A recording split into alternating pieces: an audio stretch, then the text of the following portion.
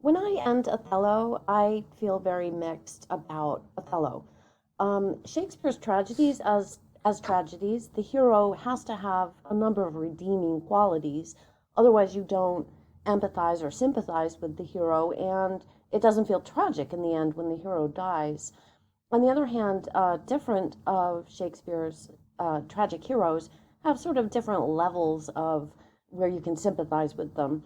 Now, arguably, King Lear is more sympathetic towards the end as the tragedy progresses than he is at the beginning of the play, because at the beginning of his play, The Tragedy of King Lear, he's dismissive, he's orders others around, whereas as tragedy finally overtakes him and he's kicked out of his own home and he's wandering or he actually leaves his own home and he's wandering out in the storm, he starts to see what it's like to live as a homeless person, to live out in the cold with not enough to eat. And he becomes more deeply empathetic, and he arguably becomes a better man as the tragedy progresses and before he dies. On the other hand, Macbeth, you could argue, is heroic. You're impressed by his prowess on the battlefield, but he's fairly bloody throughout the play. What's interesting with Macbeth, though, is in the original Holinshed's Chronicles, which was the source that Shakespeare used for Macbeth, he, in fact, in historical King Macbeth, was a very good king for 10 years, according to Holinshed, and it wasn't until the last 10 years of his reign that he became pretty bloodthirsty. And Shakespeare, as he always does, really compresses that story and makes Macbeth pretty bloodthirsty right from the beginning. There's an execution at the beginning. So some of the tragic heroes are more sympathetic and some are less sympathetic. Arguably, I would say Macbeth is less sympathetic. At the end of Macbeth, you're perhaps not as sorry for him as you would be for King Lear. Nevertheless, they all, as tragic heroes, despite their flaws, have redeeming qualities, have strengths that make you think of them as still heroic.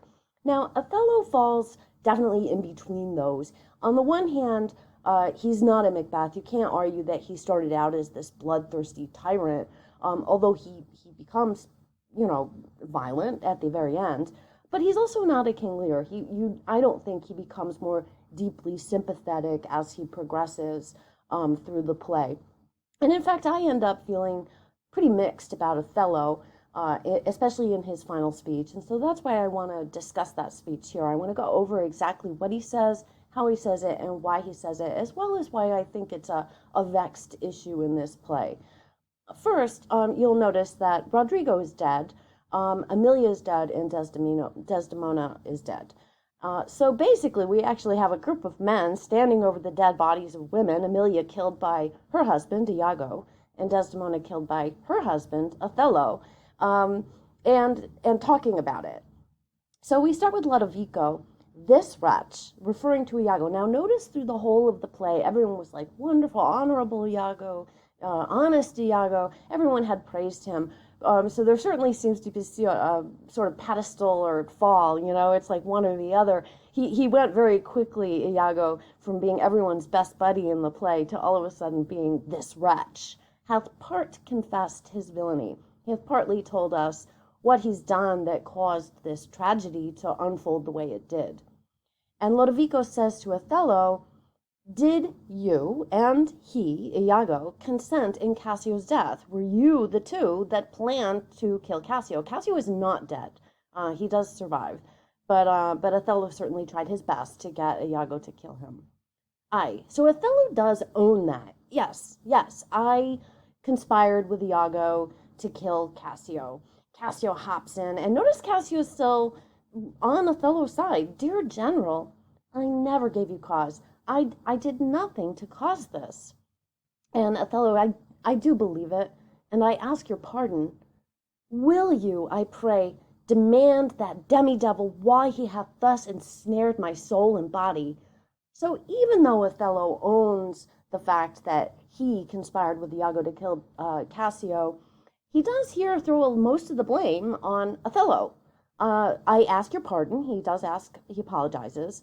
And then, will you, I pray, demand that demi-devil, Iago, why he hath ensnared my soul and body? So he gives Iago quite a lot of power here, a demi-devil, almost the devil who has the power to possess him almost, actually, he ensnared my soul and body. It is as if Othello is saying, I was possessed by Iago who made me do these things. So he really isn't owning a lot of his actions here, I think, and blaming them all on the demi-devil. And they should ask Iago why Othello did what he did, not ask Othello.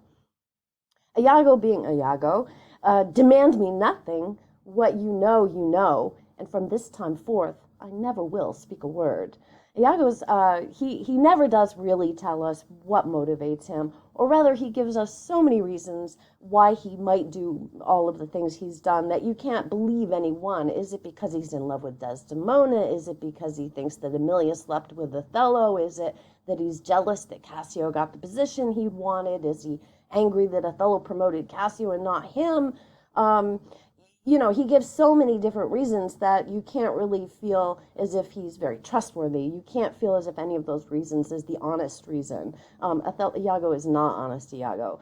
And so here, he's going to go out like Iago, and that is if you know what you know it, but I'm certainly not giving anything away to you that I don't have to.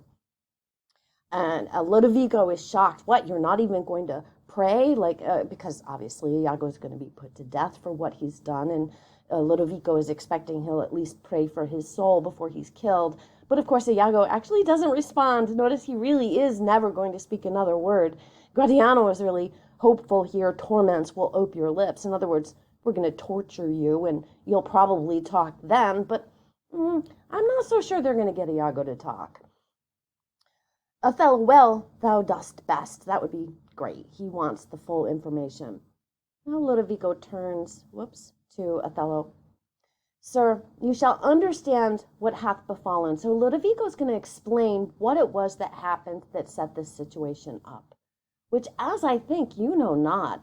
A lot of sympathy here for Othello. You probably don't know what Iago did to plan your downfall.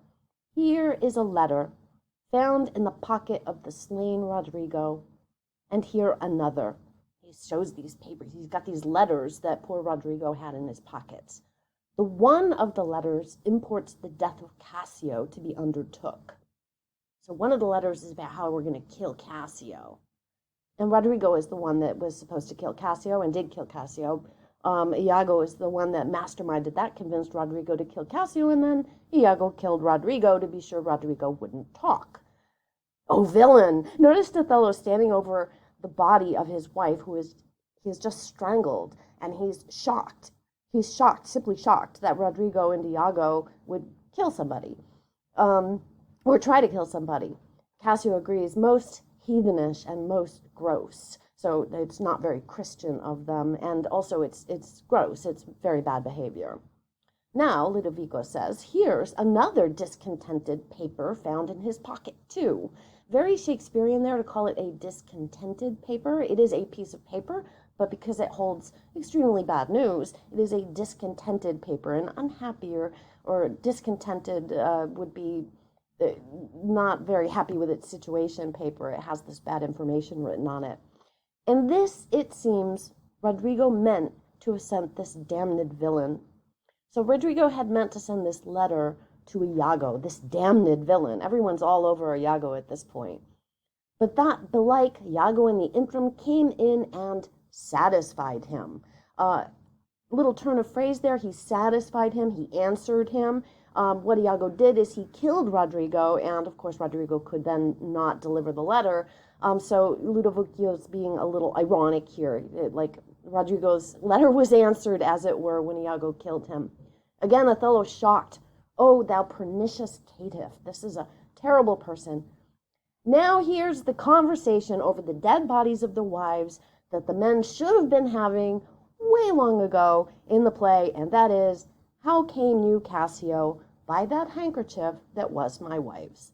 If only Othello had asked that question of Cassio long ago when Iago was trying to plan this. So they can blame Iago, who is the puppet master who set this all up, but he has a huge part in this. He simply acted on Iago's information. He assumed his wife was cheating. He assumed it with Cassio. He assumed that Iago was telling him the truth. He didn't bother to investigate. He acted rashly, and Now he's killed his wife, and they're starting to have this conversation. He's realizing that A, killing your wife is always wrong, but B, the information he had was wrong to begin with. Cassio explains, I found that handkerchief in my chamber. And he himself, Iago, confessed it, but even now, that there in my bedchamber he dropped it for a special purpose which brought to his desire. So Cassio says, look, I found this in my bedroom, and Iago told me he dropped it there because he wanted to set up this situation where you'd be like, how'd my wife's handkerchief end up in your bedroom? Oh, Othello now is like, man, I'm an idiot. Fool, fool, fool. And there is, besides, in Rodrigo's letter, Cassio follows, how he blames Iago, that he, Iago, made Rodrigo brave me upon the watch, whereon it came that I was cast. So Cassio's, and not only that, I just found out that that little incident where I got drunk and then I got in the fight, so I got demoted from my position, was also set up by Iago. Because remember, Iago got Cassio drunk and convinced Rodrigo to start a fight with Cassio, which got Cassio sort of fired from his job, as it were. And then Iago got the lieutenant position that he'd always wanted. So even that was set up by Iago, and they finally know it. And even but now he, Iago, spake after long seeming dead. Oh, sorry. Rodrigo spake after long seeming dead. And that is that in the letters. He has the letters that they can now read. And by having them in his pockets, in his dead body's pockets, he can now tell us, Iago hurt Rodrigo. Iago set Rodrigo on. So a lot of blame on Iago, and perhaps not enough blame on Othello for not asking these questions, not having this conversation. Now Lodovico, again, very sympathetically, you must forsake this room and go with us. So this is the person who's being arrested, and then instead of, we're dragging you away, it's, sir, come with me, right? Go with us. Your power in your command is taken off, and Cassio rules in Cyprus. So he's not the general anymore, Othello. He's murdered his wife, and Cassio is now going to be in charge on the island of Cyprus. For this slave, Iago, if there be any cunning cruelty that can torment him much and hold him long, it shall be his. So he's promising Othello, listen, if we can find a way to torture Iago, hold him long, torment him much and hold him long. If we can torture him and keep him alive to torture him a really long time so he truly suffers, we're going to do that. So that's his promise to Othello. This guy's going to really feel the pain. But you, Othello, shall close prisoner rest. Close prisoner. We're going to keep you close. You're going to be a prisoner and you're going to be locked up till that the nature of your fault be known to the Venetian state. He's promising him a fair trial. We need to investigate what has happened here. We need to keep you a prisoner until we bring you to trial in front of the Venetian state. So they have to go back to Venice to try this. Come, bring away. And here is Othello's final speech. Softio. And here the softio is, be quiet for a minute. A word or two before you go. I want to say something before we leave. I have done the state some service, and they know it. I've done hard work for this state. I've worked as a general for this state. I've served the state. I've done good things in my life. No more of that. Let's not talk about that, he says, even though I know, but he has talked about it. He brought it up. I want to remind you, I've done favors for the state. But let's not talk about that. But, he says, I pray you, in your letters, when you write about me, when you shall these unlucky deeds relate, speak of me as I am. And here Othello's worried about his reputation after he's dead. I pray that when you write about me, you're going to tell that story about all the unlucky things that happened, that Iago masterminded. Speak of me as I really am. Speak of me, the person I am. Nothing extenuate. Don't take away any of the bad that I've done, nor set down aught in malice, but also don't put anything down that's just hateful about me. So he's asking for lenience. He's asking them to remember the service that he's done for the country of Venice, and he's asking for them to be somewhat sympathetic. Don't extenuate, don't take away from the fact that he murdered his wife, but also don't be hateful about it. Don't just write it in a nasty way. Try to understand that Iago has set me up.